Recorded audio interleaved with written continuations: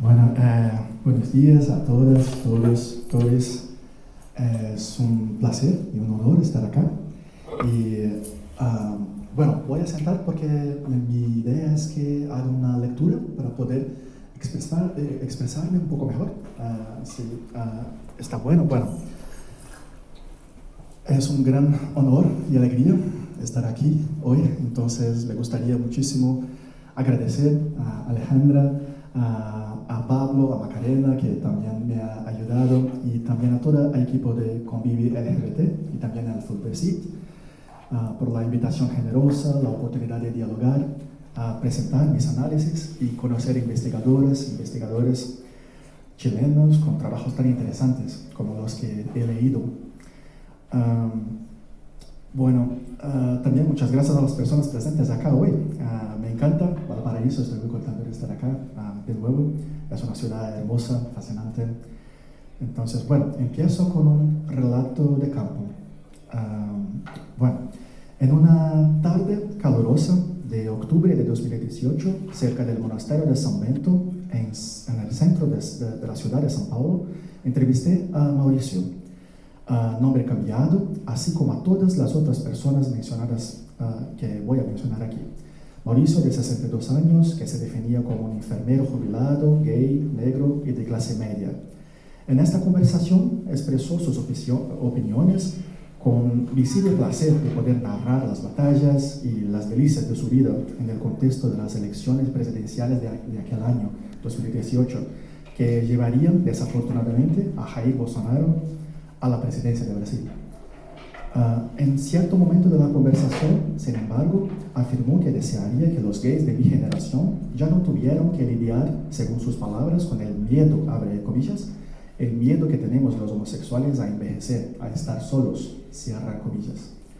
Aunque Mauricio dijo que estaba bien resuelto con la soledad, luego de terminar recientemente una larga relación, también dijo que hubo momentos difíciles en los que sintió una gran falta de apoyo de una pareja, amigos o familiares por las exigencias del día a día. Más adelante en la entrevista, sin embargo, como si todavía estuviera procesando la declaración que acabara de hacer, hizo una pausa, me miró muy seriamente y dijo, abre comillas, mira, para mí, no entiendo cuán avergonzados están muchos gays de ser viejos. Estoy orgulloso. ¿Cuánto pasé para estar aquí? Soy viejo y gay. Sí, cierra comillas. Bueno, yo olvidé de decir el nombre de mi presentación, pero como que empecé un poco rápidamente.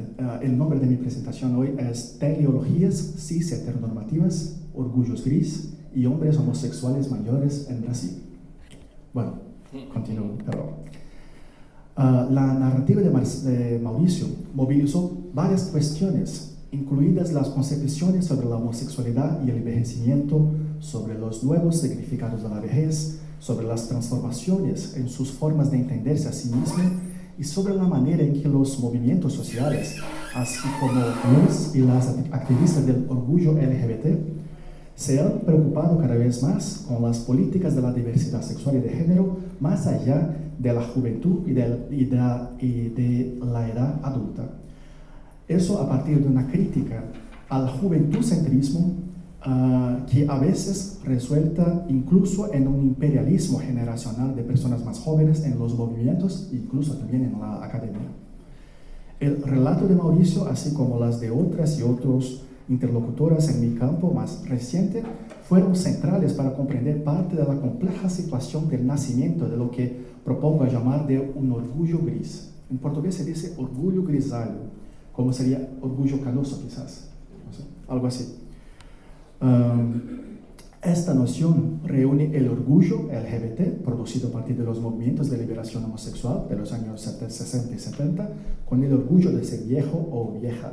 Y en ambos casos hay un intento de resignificar positivamente identidades previamente vistas como estigmatizadas, atravesadas por estereotipos, prejuicios y devaluación social. Bueno, dicho eso, en esta oportunidad presento análisis antropológicos que involucran cuestiones sobre el curso de la vida, el envejecimiento y temporalidades queer, entre 3 hombres de mediana edad o vejez que se identifican o son identificados como homosexuales y cisgéneros en Brasil. Desde hace casi 20 años desarrollo investigaciones que relacionan cuestiones antropológicas críticas sobre normalizaciones en el curso de la vida, especialmente en lo que respecta al envejecimiento, vejez y relaciones intergeneracionales en términos de género, sexualidad y otros marcadores sociales de diferencias en Brasil, como por ejemplo raza, clase social, corporalidad, nivel educativo, entre otros. Empiezo entonces hablando de enfoques antropológicos y sociológicos sobre el curso de la vida. Los momentos que componen hegemónicamente el curso de la vida contemporáneo, como infancia, adolescencia, juventud, vida adulta, mediana edad y vejez, han sido analizados en las últimas décadas por las ciencias sociales y la historia, no como elementos universales, biológicamente determinados o inmutables, sino como elementos plásticos, variables, dinámicos y en continua transformación histórica y cultural. En este sentido, la aparición en sí misma del problema social de la vejez LGBT y del orgullo gris es un fuerte indicio de esta plasticidad y dinamismo en el curso de la vida, impactando y deshilachando, por ejemplo, las concepciones y las imágenes todavía limitadas asociadas al envejecimiento actual. La vejez, en particular, fue concebida en muchos contextos occidentales hasta hace poco como un momento en que el deseo sexual, el erotismo y la sexualidad parecían tener poca, si alguna, relevancia. En otras palabras, prevalecería una especie de mito de la vejez asexual que delimitaría el final de la carrera sexual del sujeto cuando comienza a ser concebido como viejo o vieja. Sin embargo, en contraste con tales ideas, Debert y Brigero, autores de antropología en Brasil, postulan que han surgido en las últimas décadas un proceso de erotización de la vejez que desplaza profundamente el lugar de la sexualidad en este momento de la vida. Por lo tanto, el erotismo y la sexualidad en la vejez, especialmente con respecto al diálogo entre gerontología y sexología en los últimos años, han adquirido una relevancia incomparable en las concepciones sobre formas de lograr una buena salud y calidad de vida en la vejez. La sexualidad activa se ha convertido en estos campos de sexología y gerontología. Por lo tanto, es uno de los indicadores centrales e imperativos para garantizar un envejecimiento exitoso. Aunque la vejez actual parece estar cambiando en cuanto al nuevo estado que este proceso de erotización ha estado adquiriendo, este proceso en la sexología y la gerontología sigue muchísimo limitado en gran medida a una vejez entendida como heterosexual, cisgénero y monógama, basándose, por lo tanto, en lo que llamo de un panorama cis-heteronormativo sobre el envejecimiento. En otras palabras, este proceso de erotización, incluso reposicionando a la sexualidad como un elemento central para lograr una buena vejez, promueve una secundarización y una borradura de los problemas y cuestiones relacionados con la pluralidad de expresiones e identidades sexuales y de género de personas mayores que divergen de ciertas referencias normativas. Estoy hablando muy rápido, ¿está bueno? ¿Está bueno? ¿Sí? ¿Se puede comprender bien? Sí. Gracias. Teniendo en cuenta estos elementos, es importante considerar que el campo de la gerontología social ha tendido históricamente también a estudiar grupos familiares, especialmente individuos heterosexuales, blancos, relativamente bien educados y de clase media. Al abordar la constitución del campo del conocimiento gerontológico, por ejemplo, en India, el antropólogo estadounidense Lawrence Cohen afirma que el hombre jubilado blanco, y podríamos agregar heterosexual y cisgénero, es quien tiende de hecho a informar al viejo universal como sujeto en y de la gerontología. Aunque el proceso de convertir a las personas LGBT mayores en una cuestión social es algo relativamente reciente en Brasil, en América del Norte existe abundante literatura sobre el envejecimiento de personas lesbianas, gays, bisexuales, transexuales, transgéneros, intersexuales y queer, entre otras personas, desde hace más de 50 años. No es una literatura reciente. Al contrario del panorama cis-heteronormativo sobre la vejez, surge la gerontología LGBT, un amplio conjunto de investigaciones multidisciplinarias, lo cual he analizado en otras oportunidades. No voy a poder hablar mucho de eso ahora. Las características y necesidades de esta nueva población, así como la lucha por ampliar la visibilidad y los derechos de personas LGBT en la vejez, también han sido retomados por el activismo social, organizaciones y instituciones específicas. Este diálogo entre el activismo del orgullo gris y los campos académicos y científicos multidisciplinarios se concreta en organizaciones e instituciones enfocadas en la gestión específica de las necesidades de las personas mayores LGBT. En el caso de Estados Unidos, este tipo de institución existe desde finales de la década de 70, por ejemplo, con la creación de SAGE, Advocacy and Services for LGBT Elders, la organización más grande y antigua dedicada a los derechos y mejorar la calidad de vida de personas mayores LGBT. Desde entonces, y particularmente en los últimos 15 años, iniciativas similares han comenzado a proliferar con vigor en varias partes del mundo, en metrópolis, por ejemplo, como Londres, París, Madrid, Ciudad de México, Buenos Aires. Y en el caso brasileño, la fundación de la organización no gubernamental Eternamente Sou, en 2017 contribuyó en gran medida al desarrollo no solo del activismo del orgullo gris, sino también al despertar de la gerontología y la geriatría LGBT por acá.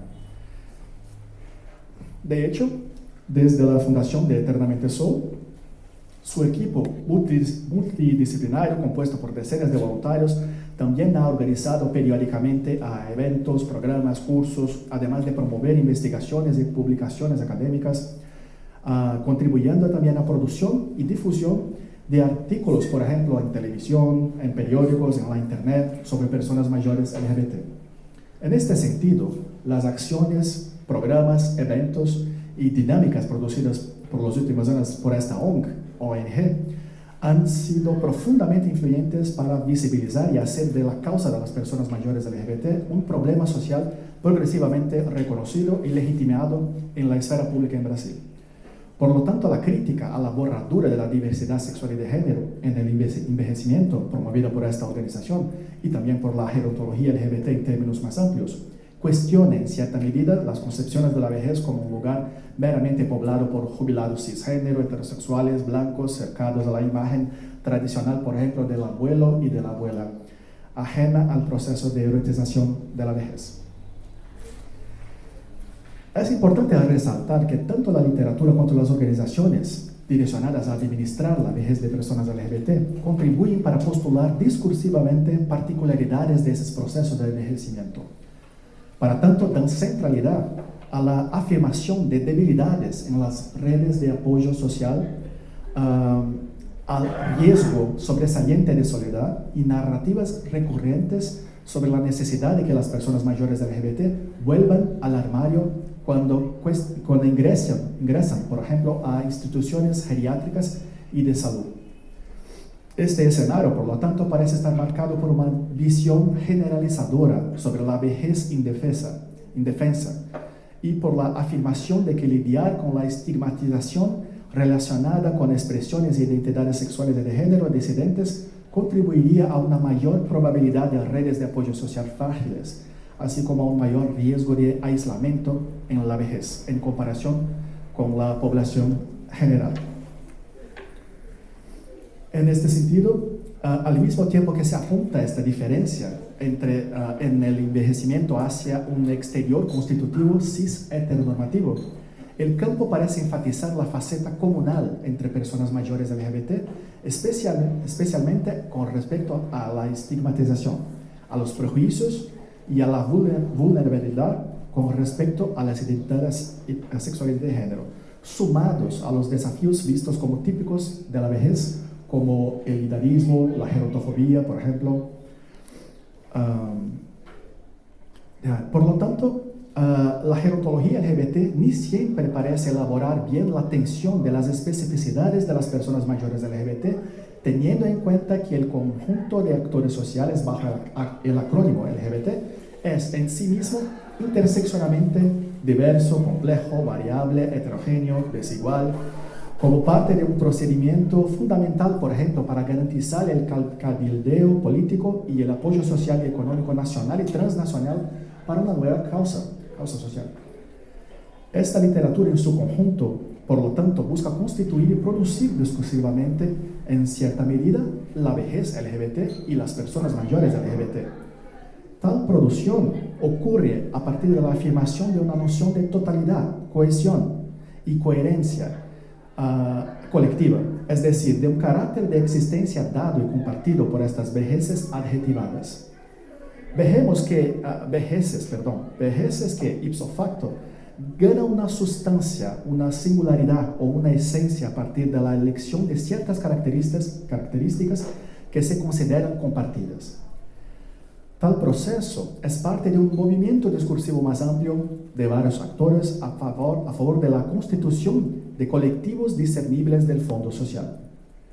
En otras palabras, un movimiento que, vinculado a mecanismos biopolíticos más amplios de constitución de la población, ayudaría a generar nuevos sujetos y poblaciones que envejecen. ¿Se puede comprender? ¿Bien? ¿Sí?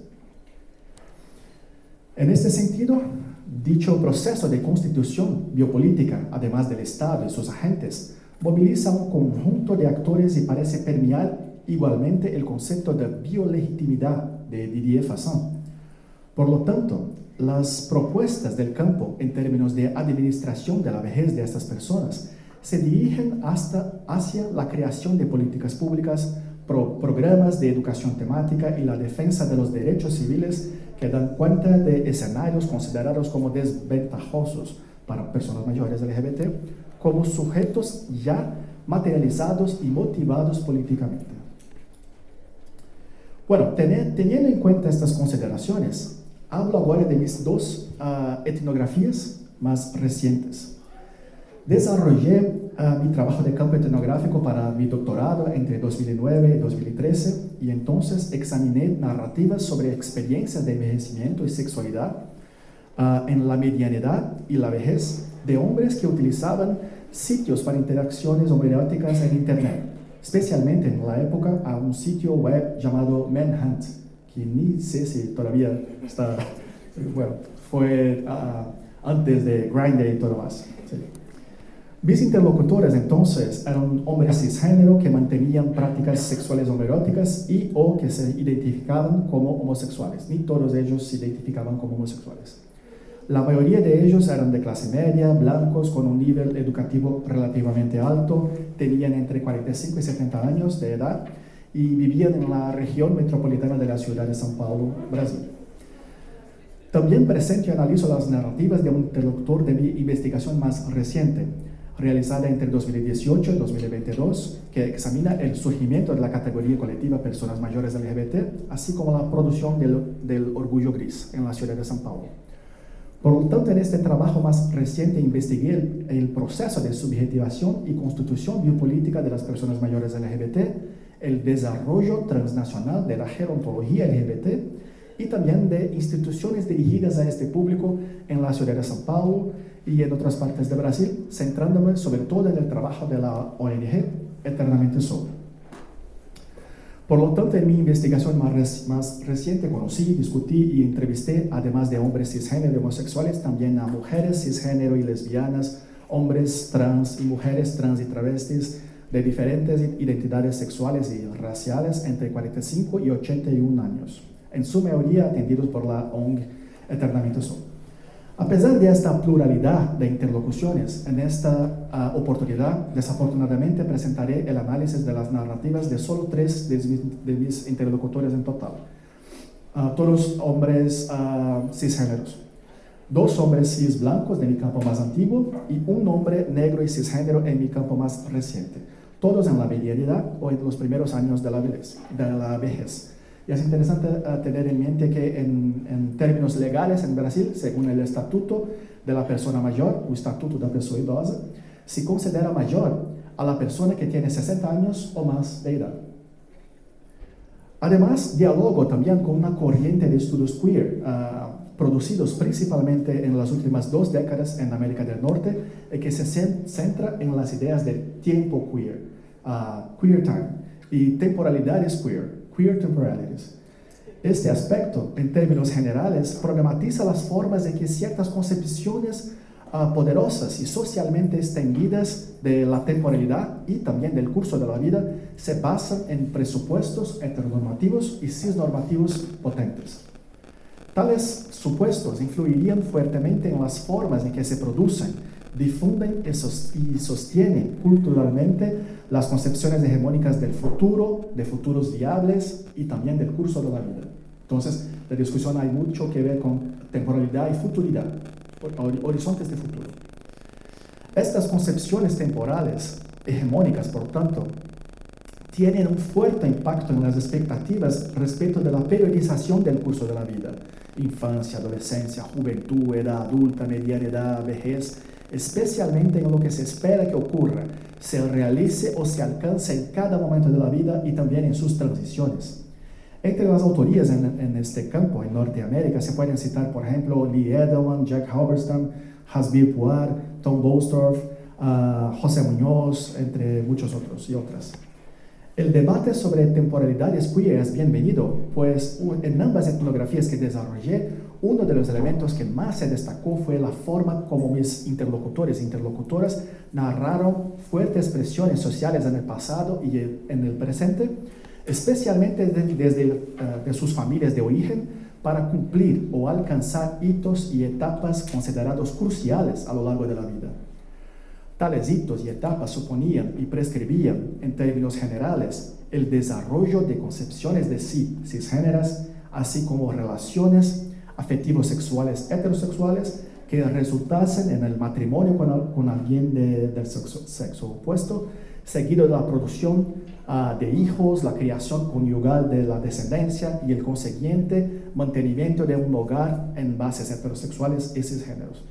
Bueno, en términos generales, esa presión por seguir y alcanzar una vida considerada, por ejemplo, adecuada, digna, respetable, feliz, plena, con sentido y con futuro, era algo considerado prácticamente como ineludible para mis interlocutores más mayores, más viejos. Bueno, los más jóvenes no tenían esa presión tan fuerte. Es una marca generacional. Varios de ellos y ellas señalaron en sus relatos que habían sentido tales presiones de conformación cis-heteronormativa a lo largo de sus vidas de diferentes maneras, y como uno de los resultados de ese proceso, algunas personas incluso afirmaron que se habían casado o tenido relaciones afectivas sexuales con personas del sexo opuesto y tenido hijos, especialmente debido a tales interpelaciones. En este caso, por ejemplo, este es el caso, por ejemplo, de Ari, nombre ficticio como todas las personas aquí mencionadas, 55 años en el momento de la entrevista, que se pasó hace casi 15 años ahora, que se consideraba blanco, cisgénero, residente de la zona norte de São Paulo, trabajador jubilado de un banco de clase media y que mantuvo su matrimonio con su esposa durante unos 20 años, teniendo con ella 3 hijas. La historia de Ari es representativa de estas presiones de la familia de origen a las que me he estado refiriendo. En sus palabras, abre comillas, yo mismo nunca salí del armario como homosexual. La gente siempre notó que yo era diferente. Tengo 7 hermanos. Siempre fui discriminado por ellos y más después de que me separé de mi esposa. Siempre me echaban en cara por ser diferente a ellos. Mi mamá, cuando dije que me iba a casar, me dijo, al menos ahora dejarán de hablar a tus espaldas por ser afeminado. Ella murió hace como 10 años, pero fue ella quien me mantuvo casado.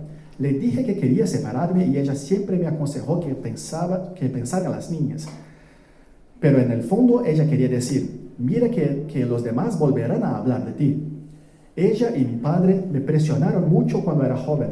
Recuerdo que una vez mi padre me dijo que yo podía hacer cualquier cosa sin vergüenza con hombres, mientras que me casara y formara una familia. Debía tener alrededor de 20 años. Era una especie de obligación casarse, ¿sabes? No tenía mucha alternativa. Solo me divorcié después de la muerte de mi madre. Un año después de su muerte, yo ya estaba divorciado. Si pudiera retroceder en el tiempo, yo me habría casado, no me habría casado con mi esposa, pero entonces tampoco tendría mis hijas. Mis hijas son mi felicidad hoy en día. Si hubiera sido homosexual desde joven, creo que ahora estaría solo y sería infeliz. Si todavía estuviera vivo, porque mucha gente murió de SIDA cuando estuve casado. Así que no creo que cambiaría. Es bueno haber conocido este otro lado homosexual más mayor. Si se es gay desde joven, parece que no tienes mucha dirección, muchas referencias, no tienes mucha guía en la vida. Realmente se pierde. Cierra comillas. Bueno, en la narrativa de Ari es posible ver el peso de la presión de sus padres y hermanos para que se comporte de manera masculina, evite comentarios del vecindario sobre su sexualidad y que se case con alguien del sexo opuesto. Además, también es posible acelerar los significados que él produce para la asociación entre no casarse con alguien del sexo opuesto y no tener hijos como factor determinante para no alcanzar la felicidad, para no tener un norte, una referencia, una orientación, incluso un sentido para la vida. Algo similar afirmó Lauro, 52 años, blanco, cisgénero, ingeniero, vecino del barrio Villa Madalena de São Paulo, padre de un hijo adolescente y todavía casado con su esposa en el momento de la entrevista. Abre comillas. En mi juventud era muy diferente a hoy. Veías a tus hermanos mayores saliendo, comprometiéndose, casándose, sus mujeres quedan embarazadas y se va acercando a tu vez de tener la edad de casarse. No hay escapatoria y luego cuando te casas ya no hay forma de cambiar. Ven hijo, ven responsabilidad, siempre encuentras maneras de escapar, pero eso es todo. Nunca imaginé abandonar a mi esposa y a mi hijo por eso, la atracción y prácticas sexuales con otros hombres. Soy responsable, no destruiré mi vida ni la de mi familia por eso, pero para ti hoy es diferente. Puedes hacer cosas que yo no podía hacer en mi época. No había escapatoria. Si yo tuviera tu edad hoy en día, sería diferente. Cierra comillas.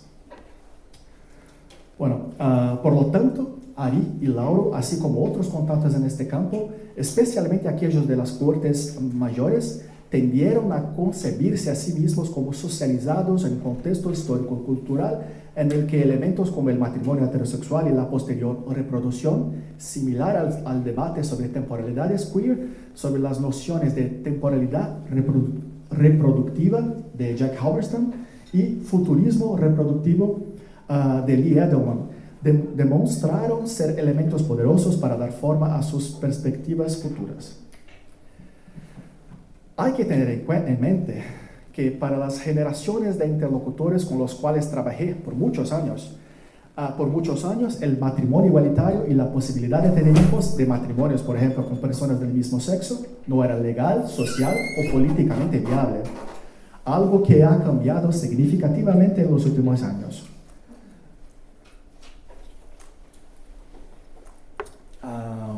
¿No se duermen todavía? ¿Están despiertos? Bueno, pues sigamos. Las narrativas aquí analizadas reflejan realidades generacionales circunscritas a las experiencias de niñez y juventud de personas en el momento de mis investigaciones que estaban en la mediana edad o años iniciales de la vejez.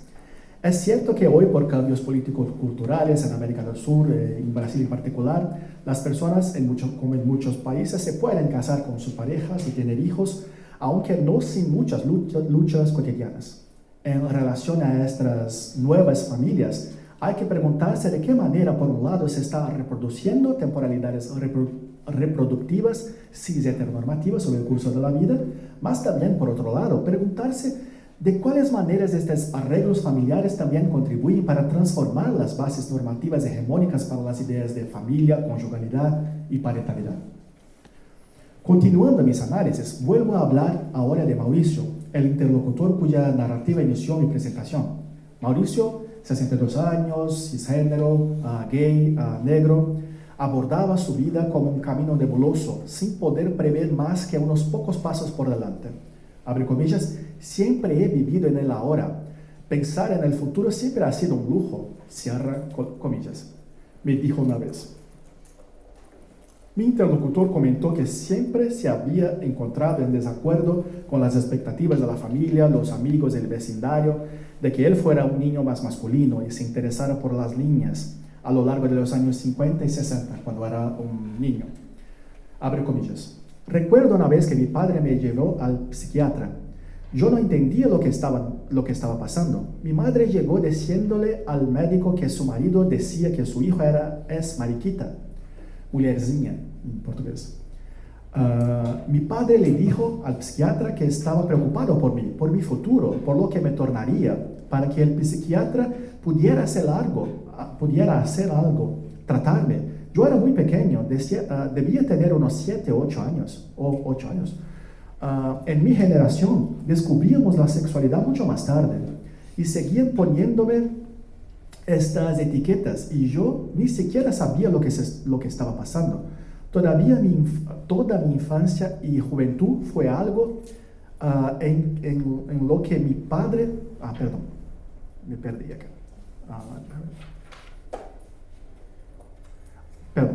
Toda mi infancia y juventud fue algo en lo que mi padre me decía que necesitaba enderezarme.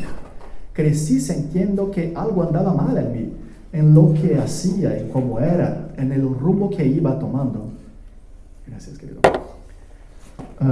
Ni siquiera sabía en qué dirección estaba yendo. Simplemente sabía que era la única manera que podía ser. Solo más tarde comprendí lo que realmente esperaban de mí y nunca podría hacerlo como ellos querían. ¿Me oye? Sí, bueno, gracias. Gracias.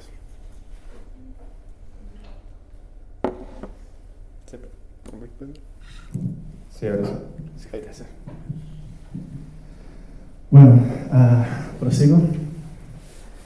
En este relato, la preocupación de su padre por la viabilidad del futuro del hijo, por lo que llegaría a ser, parecía suscribir una noción de falta de una dirección correcta para la vida, basada en una concepción de inadecuación primaria a las expectativas de género y sexualidad para la infancia del niño. El hecho de que de niño era visto como una mariquita, una mulherzinha, en la narrativa de Mauricio, le parecía a su padre casi un decreto prospectivo de fracaso, infelicidad y en extremo a un no futuro de su hijo. Además de las experiencias de represión estatal durante la dictadura militar brasileña de 64 a 85 y de las aspiraciones a la vida monástica en la adolescencia como parte, entre otras cuestiones, de su manera de lidiar con la teleología, de lo que llamo de una teleología cis-heteronormativa de la época, él decía, abre comillas, a los curas no les preguntan sobre cuándo van a empezar a tener novias, cierra comillas. Me decía, Mauricio también abordaría otras batallas que aún estaban por llegar en su vida. Sin embargo, aún en su juventud, tuvo una experiencia con lo que llamó un camino tradicional en la vida, cuando desarrolló una breve relación con la prima de un novio suyo y tuvo con ella un hijo. Él también comenta que su familia, cuando supieron que tendría un hijo, se llenó de alegría con la esperanza de que ahora tomaría un rumbo en la vida, se casaría, se convertiría en un hombre de familia honorable, tendría una vida respetable y correcta. Sin embargo, él subraya que varias veces que aunque incluso fantaseaba con la idea de casarse con la madre de su hijo, tal guión para la vida le parecía de hecho insostenible. Además, comenta que los gays fuera del armario de su generación no se planteaban ese tipo de proyectos de paternidad, al menos no con posibles parejas del mismo sexo.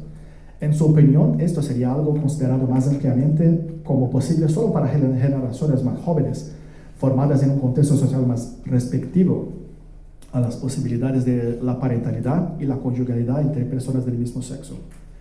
La experiencia de ser padre no fue lejos por conflictos con la madre de su hijo, que él decía ser homofóbica y alienarlo del hijo.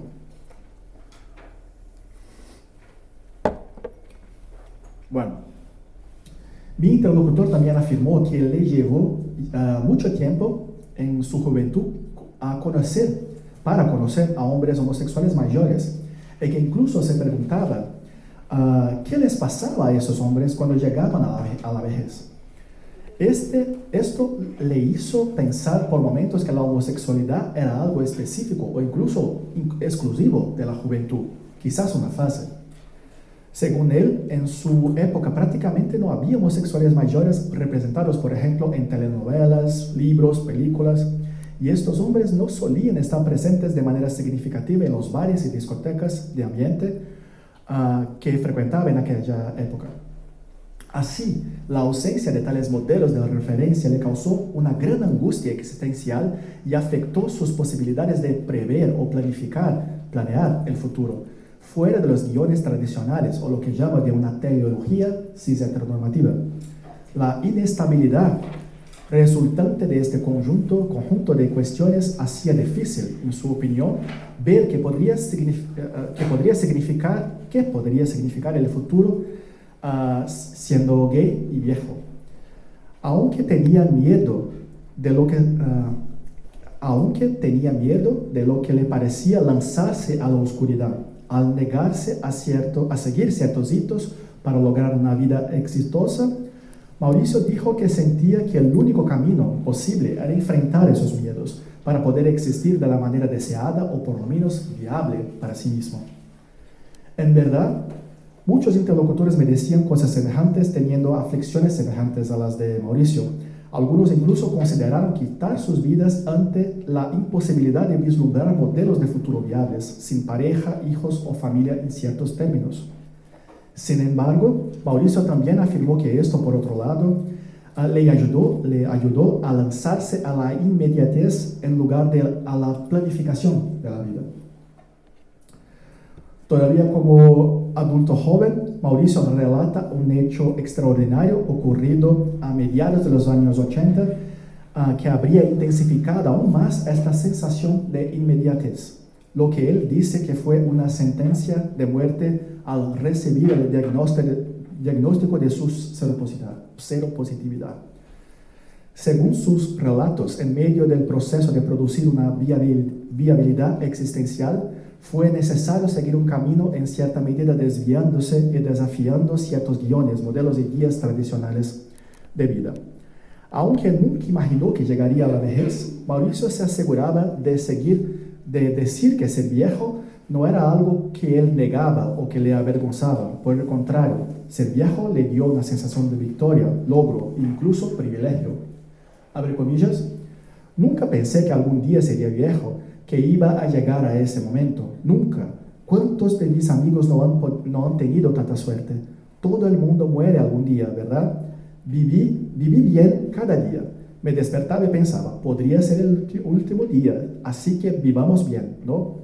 He vivido bien tanto lo bueno cuanto lo malo. Puedo decir que viví. Por eso no le tengo miedo a la muerte. Ella siempre estuvo ahí, no muy lejos, mi vecina. Risa. Nunca dejé que dominara. Para mí no entiendo por qué muchos gays se avergüenzan de ser viejos. ¿Soy viejo y gay? Sí. Cierra comillas. Bueno, estoy en el camino para el final de la presentación, pero bueno, su discurso parece subvertir la común evitación de la vejez, la idea de que el viejo o la vieja es siempre el otro o la otra, considerando haber llegado a la vejez como una especie de privilegio alcanzado por pocos entre los amigos homosexuales de su generación. Mauricio en algunas ocasiones realizó a través de la narrativa una salida del closet, no solo respecto de la homosexualidad, sino también al respecto de la propia vejez. En cierto modo, mi interlocutor pareció cuestionar y apropiarse subversivamente de la noción de vejez como un estigma, convirtiéndola en símbolo de resiliencia y supervivencia. Como desarrollado en otros trabajos, este conjunto de narrativas dejó en claro la tremenda dificultad de frustrar las expectativas familiares y sociales para desarrollar relaciones de matrimonio con alguien del sexo opuesto. Para algunas de las personas parte de mi campo, estas demandas y expectativas fueron suficientemente fuertes para obligarlas a seguir un cierto ordenamiento de logros personales y biográficos. aunque eso de hecho a veces las frustraba profundamente. A otro grupo de interlocutores, sin embargo, tales expectativas y presiones no les parecieron terribles en absoluto y se adaptaron a ellas con relativa facilidad. Para otras personas, finalmente, tales expectativas eran necesarias y fueron cuestionadas de diversas maneras, como en el caso de Mauricio. En el último caso, aunque fuerte e incisivo, tal proceso que llamo teleología cis-heteronormativa sobre el curso de la vida es, en la visión de estos interlocutores, podría y de hecho necesitaba ser cuestionado. Este desafío, sin embargo, hizo que muchas de esas personas se sintieran navegando por mares desconocidos, turbulentos e inseguros hacia un futuro incierto, sin brújula ni modelos de referencia. Para personas como Marcelo, renunciar a seguir tales referencias para una vida supuestamente completa, plena, correcta y feliz en un futuro tradicional y familiar en términos cis-heteronormativos podría hacerle sentir que vivía una existencia sin futuro, sin sentido, al no contar con modelos de referencia tradicionales. Bueno, teniendo esto en cuenta, el argumento que planteo aquí es que el curso de la vida y los diversos logros y transiciones esperados para cada momento del camino biográfico están regulados, organizados y prescritos en base a fuertes, aunque no del todo ineludibles, referencias y normatividades heteronormativas y cisgénero. En resumen, considero que la forma en que mis interlocutores aprendieron a definir, comprender y anhelar una vida plena, realizada, completa y feliz, particularmente en la medianidad y la vejez, fue en gran medida impactado por esa teleología. Bueno, para hacer este concepto menos abstracto, asocié tres nociones: teleología, heteronormatividad y cisgeneridad, que se produjeron en diferentes contextos. La primera, teleología, es una palabra de origen griega que asocia los términos telos, finalidad, resultado, producto, plenitud, con logía, estudio de algo. De este modo, la teleología podría entenderse como un estudio de los fines, propósitos y finalidades últimas de lo que sea. En filosofía existe un largo campo de estudio con variadas tradiciones que analizan doctrinas que identifican fines, metas, propósitos o retos últimos que guiarían la naturaleza, la existencia y la humanidad. En el contexto específico que analizo, obviamente, sería una elaboración a los objetivos y propósitos últimos del curso de la vida y de la noción de vida en sí, en su conjunto. Bueno, no voy a hablar aquí de la heteronormatividad o cisgeneridad porque presupongo que lo tienen muy familiar. Bueno, considerando tales consideraciones etimológico-conceptuales, la noción de teleología cis-heteronormativa puede entenderse como una forma conceptual de dar significado a las expectativas, prescripciones y normatividades que afectan persuasivamente el curso de la vida en sus diferentes contextos sociales, contemporáneos en términos de género y sexualidad.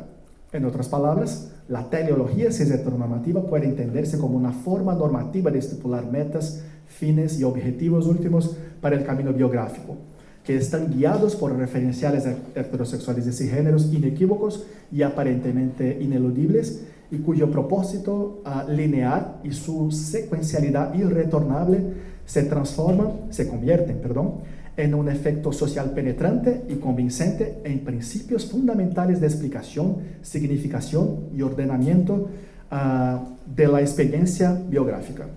Estas cuestiones abren espacio para la discusión sobre el curso de la vida, sus supuestos propósitos, las concepciones y expectativas que les sustentan, así como las categorías que les subyacen en el mundo contemporáneo. Bueno, ahora sí estoy cerca de las consideraciones finales. Retomo por fin los diálogos con Marcelo. Cuando empezamos a hablar, él enfrentaba simultáneamente los desafíos de vivir con el VIH y se ocupaba solo también del tratamiento de la leucemia, ¿se dice?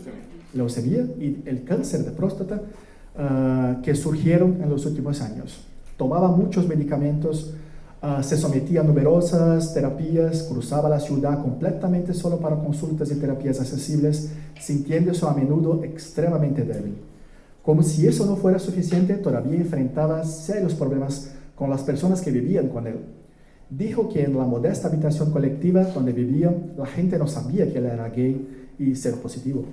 Esto lo llevaba a esconder sus medicamentos, tomarlos en el baño o en momentos en que no había nadie cerca. Teniendo en cuenta esta situación tensa y estresante que vivía, era muy comprensible que Mauricio estuviera muchísimo entusiasmado con la idea de quizás vivir en una residencia exclusiva para personas mayores LGBT.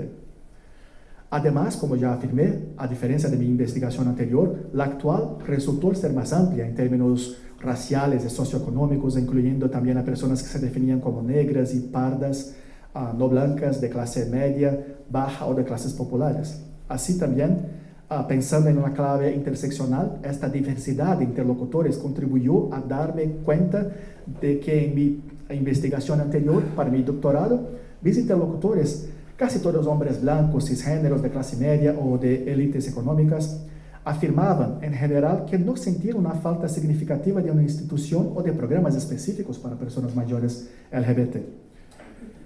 En el momento de la etnografía para el doctorado, aún no existía un discurso público políticamente constituido proveniente, por ejemplo, de los movimientos LGBT sobre el envejecimiento y la vejez, algo que se concretó especialmente en la segunda mitad de la década pasada.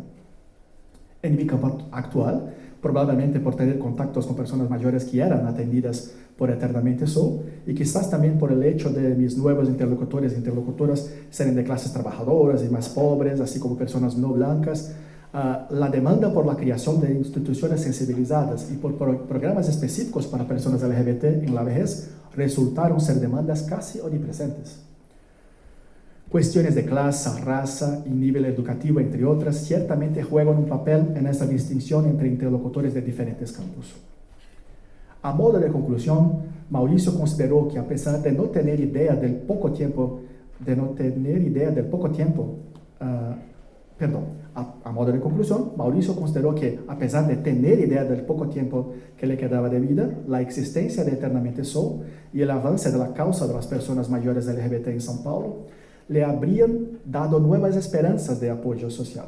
Cuando dice que organizaciones como Eternamente Soul son muy importantes para personas como él, Mauricio asume la existencia de un nuevo sujeto político envejecido en Brasil, con características y necesidades específicas que deben ser atendidas por profesionales competentes. Y es a favor de la protección de esta población que envejece y de sus perspectivas de futuro que parece poner sus esperanzas en la realización de estos nuevos activismos en defensa de las personas LGBT en la vejez. Según él, la idea de ser viejo y gay en su juventud era algo en gran medida ausente del imaginario teleológico sobre la trayectoria biográfica, al menos como una posibilidad para gente de su generación. Y para Mauricio, irónicamente, la visión de un futuro que hiciera de la vejez un lugar viable y habitable para él y para otras personas LGBT en general, solo se hizo realidad en el último periodo de su vida, una vez que falleció en fines de 2019. Sin embargo, esta implicación con el activismo asociado a la politización de la vejez LGBT parece haber abierto puertas para replantear positivamente el potencial de la vejez y el futuro en el debate sobre múltiples expresiones e identidades sexuales y de género.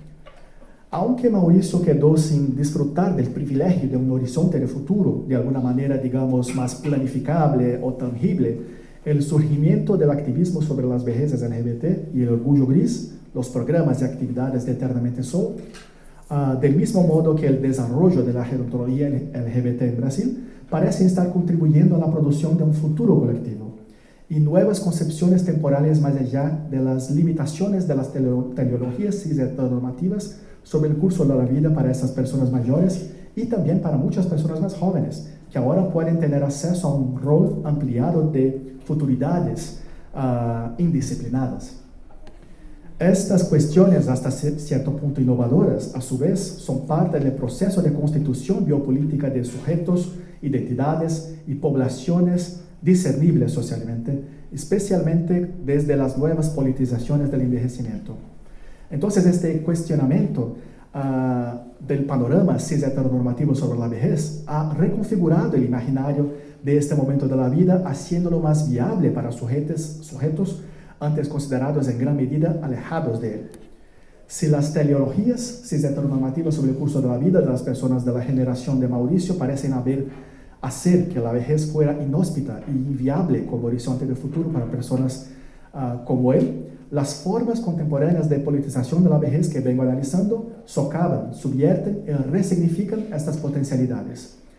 Tales transformaciones que siguen en proceso contribuyen en última instancia a la ampliación de los horizontes futuros colectivos, a una nueva comprensión de la vejez, a la producción de personas mayores LGBT como sujetos políticos y finalmente, hasta cierto punto, a formas creativas e insumisas de relacionarse con el envejecimiento y el curso de la vida en el mundo contemporáneo. Bueno, es eso. Muchas gracias.